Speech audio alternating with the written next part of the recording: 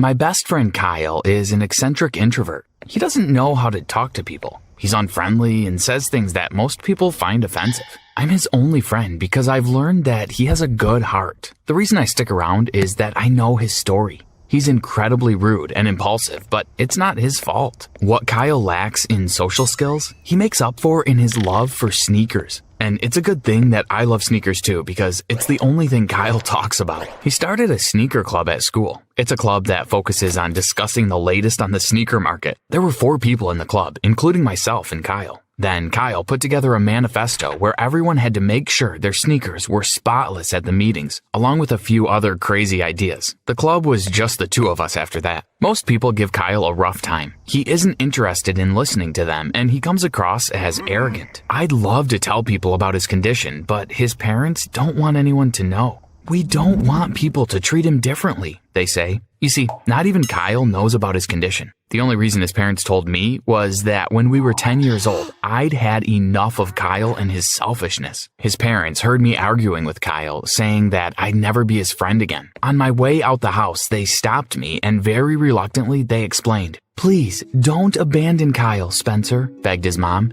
"You're his only friend. I know he's not always the nicest person, but there's a reason for it." They asked me to promise not to tell anyone. Kyle had an accident when he was very young. Ever since then, he's been different. It's as if the part of his brain responsible for understanding people stopped working. Please, don't abandon him. After that, I agreed to stay. I finally understood Kyle's mood swings and his selfishness. Kyle lived in a bubble, one that was only big enough for his parents and I. But what about his sneaker obsession? I asked. Where did that come from? His parents shrugged. The doctor we went to go see after Kyle's accident told us that sometimes when one part of the brain is damaged, another part of the brain kicks into overdrive. The part of his brain responsible for creativity is running fast, and its only focus is sneakers. Kyle's parents are not the type to interfere in his life. They didn't ask for much, and they always made sure that we had snacks and plenty to do. But when Kyle turned 16, they asked me for a big favor. The older we get, the more we worry about Kyle, said his dad. Once we go, who's going to look after him? I froze. They must have seen my expression because they started laughing. No, Spencer, we don't expect you to look after him. We want him to have someone. Not now, but one day. With the way he is, he'll never learn to talk to girls. You may not believe this, but he responds to you, since you've been his friend. He's learned to do so many things he refused to do before. Would you be able to help him talk to girls? We're not expecting miracles, just a start for now. I thought about what they were asking. It would be tough, but I agreed. I felt sorry for them, and even more so for Kyle. I started thinking about him when he was older. I mean, who would put up with him the way he was now? I needed to help him. I knew Kyle wasn't going to make this an easy task. There was only one way that he was even going to consider looking at a girl. She'd need to love sneakers as much as him. It took me a week, but I found 7 girls that fit this criteria. I struck up conversations with each of them. I invited them to the sneaker club. 4 said they'd come. Only 2 showed up. Kyle was happy to see 2 new pairs of shoes in the sneaker club. The girls were impressed with Kyle's knowledge. But 30 minutes in, Kyle started in on the rules of the club and one of the 2 girls left. My hopes were evaporating fast.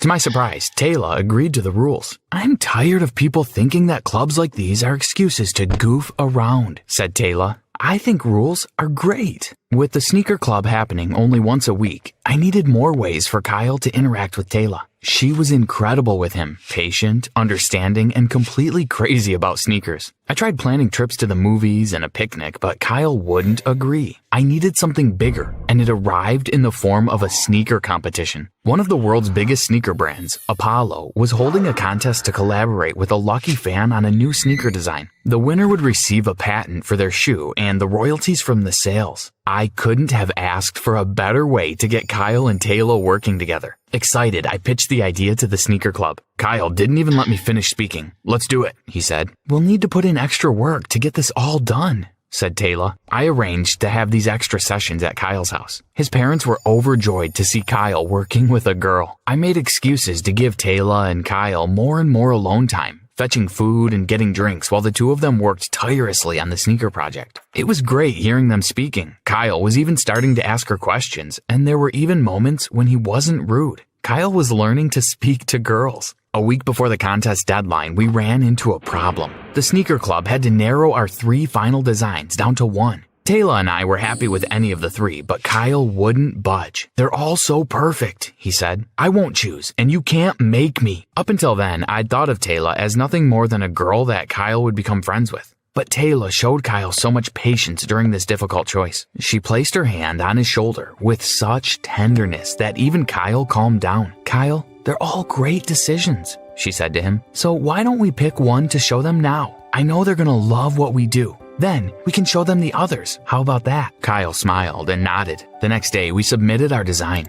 Then we waited and waited. It was only 2 weeks, but it felt like a year. 3 weeks later, we got an email from the company saying that we'd made the top 5. We were overjoyed.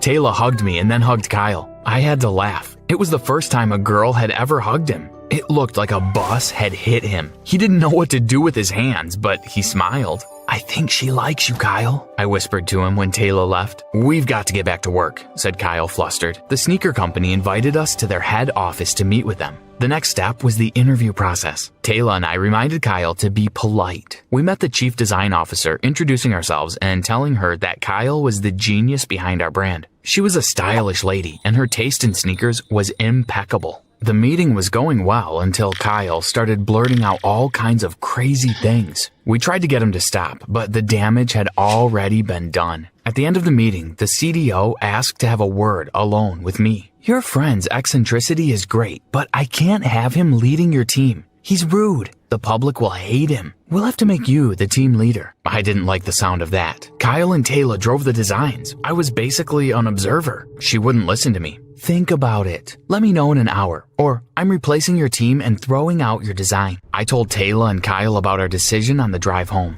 While I felt guilty about it, they didn't mind going along with the CDO's plan. "As long as we win, I'm fine with that," said Kyle. I called the CDO and agreed to her terms. But I still felt guilty about it all. A week later, we were called into Apollo's production office and briefed on what would happen next. They had a recording crew follow us around. Their focus was me. It was a classic reality TV deal. It turns out they were about to turn it into a major show. For 2 weeks, these cameras followed us around and filmed our design process. Kyle was his normal self, but they edited him to seem kind of normal. Taylor loved the spotlight and she was a natural. "Remember, we're the sneaker club," she said at each recording, reminding all the viewers about our personal brand. The grand finale arrived and we won the contest. They made out a giant check with my name on it and gave it to us at the award ceremony. Taylor's smile withered at that. It didn't say the sneaker club. I couldn't help but feel guilty about that. If a check with my name on it was bad, things were about to get worse. 2 days later, I got an electronic message to say that $4 million had been deposited into my bank account. Immediately, I pulled the team together and hired lawyers to set up the sneaker club as a company. The money was split equally between us, along with an agreement on all future royalties. I thought I'd fixed everything, but that was just the tip of the iceberg. The real trouble was ahead of us. The PR demands, advertising campaigns, interviews, and guest appearances began. Luckily, it was our summer vacation and we could attend every function. After a month of this, Kyle had had enough. He had upset just about every TV host. Taylor and I had done our best to smooth things over, but the tension in our team was building. Eventually, Kyle quit. Soon enough, Taylor followed. I chose to stay. Ironically, now I really was the face of the sneaker club. The interviews now became about why Kyle and Taylor left. The public had seen conflict in the team, and that's what they wanted to hear about. "Kyle's a genius," I told the reporters. They called him rude and arrogant. "He's not. He's...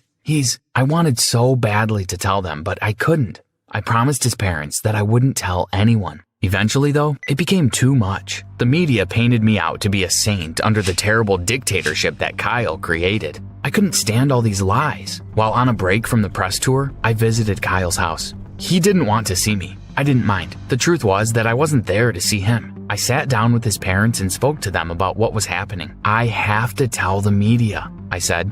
"They're turning Kyle into something that he's not. I have to tell them the truth." They listened patiently, but still they shook their heads. "That's not a good idea," said his mom. "Kyle's doing just fine the way things are. I don't think he'll be able to handle the whole world knowing." At that moment, I realized that this had nothing to do with Kyle. This is about you. You don't want the world to know that Kyle's different. "That's not true," said his dad. but I could tell he was shaken. The world doesn't need to know about our son, and I think it's time that you leave. I refused. Everything was beginning to make sense now, and if I was irritated with the media and the press, I was disgusted with Kyle's parents. You're ashamed of him. We're not ashamed of him, said his mother, tears pooling in her eyes. We're ashamed of what we did to him. She asked me to sit as they gave me the whole truth, the real story behind Kyle's condition. Everything was fine until Kyle was 3. He was a kind, gentle little boy,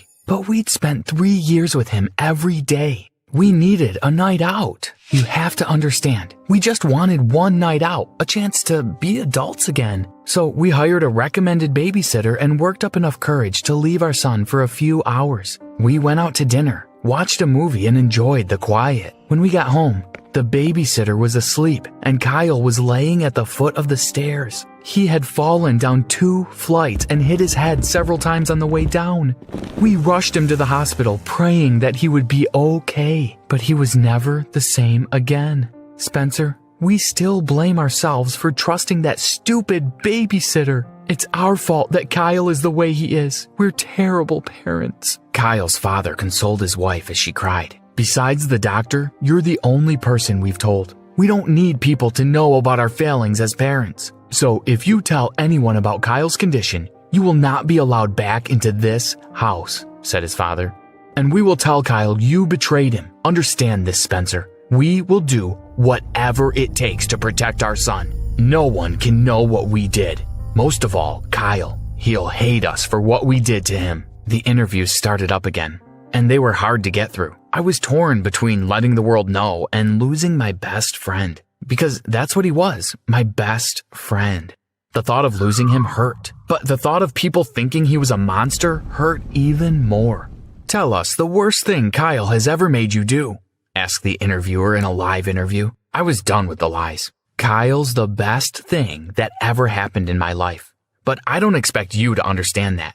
He's got a condition. He fell down the stairs as a kid, and the parts of his brain responsible for socializing don't work. He's a great guy. He just doesn't understand people. And who could blame him?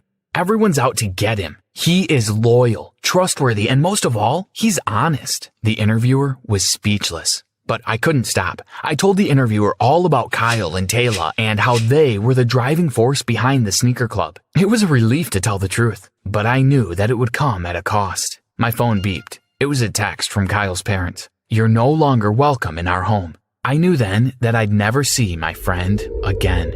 But I would have done it again in a heartbeat. A day later, there was a knock on my parents' door. It was Kyle and Taylor. They were smiling. After watching your interview, my parents told me everything, said Kyle. You know how long I've been beating myself up for being different?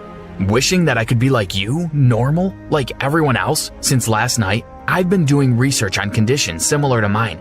And it turns out, I am kind of normal. And I don't blame my parents. Mistakes happen. He gave me a hug, and so did Taylor. From that moment on, the sneaker club became more than just a sneaker company. It became a voice for all the people who are different in the world. The CDO of Apollo loved this new angle and opened the door to Kyle and his eccentricities. The interviews were different now, and the world was far more accepting of my friend. Kyle's obsession was still shoes, but he had a new one too, learning about his condition. Not so that he could fit in, but so that he could help other kids who are different. Taylor was his biggest fan. Kyle's parents eventually forgave me and themselves. The truth is that they were protecting themselves. They were afraid of what people would say about them when they found out. The funny thing was that people supported them. Mistakes do happen, and in some ways, it was meant to be. Kyle wouldn't be the sneaker genius that he is today if it wasn't for that fall he suffered when he was 3. Sometimes our greatest misfortune ends up being our greatest blessing.